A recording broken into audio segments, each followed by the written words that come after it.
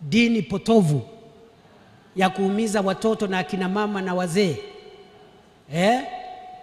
So mimi najua mtasema hao wakora wote wapotee. Si namna hiyo? Na ule Mackenzie ule hatoki jela tena. Ule hatoki jela, atazeekea pale jela.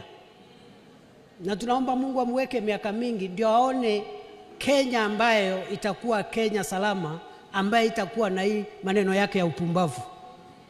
Sijui kama tunaelewana. Lakini jela hatoki. Hataona mwangaza wa hii dunia tena, atakaa pale jela mpaka azeekee hapo, alafu apotee, aende kwa shetani yake. Kama atatubu, hiyo ni mambo ya Mungu. Hata mahakama ikimwachilia, tutamrudisha pale.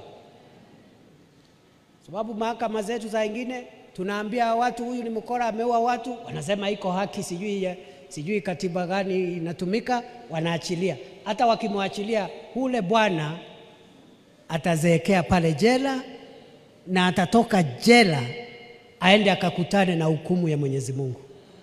Sijui kama tunaelewana.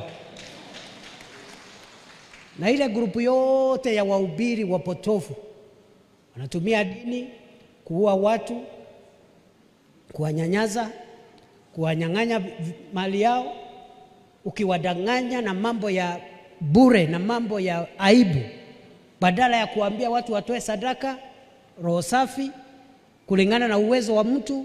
Unanyang'anya mtu mali yake, anauza mali yake yote, anakuwa fukara, alafu unamuua.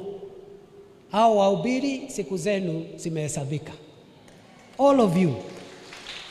And I want to talk to every priest and every pastor, every reverend, every apostle, bishop, archbishop, every leader of any religious organization, every kadhi, every imam, every priest in any church, temple, synagogue, or whatever house of worship. Those of you who are hiding behind the Holy Scriptures to cause us harm in our country, to kill people, to torture them, to rob them their property, your days are numbered. We will treat you the same way we are treating armed bandits in Rift Valley and the other Islamic terrorists who are coming from our neighboring country to hurt our people.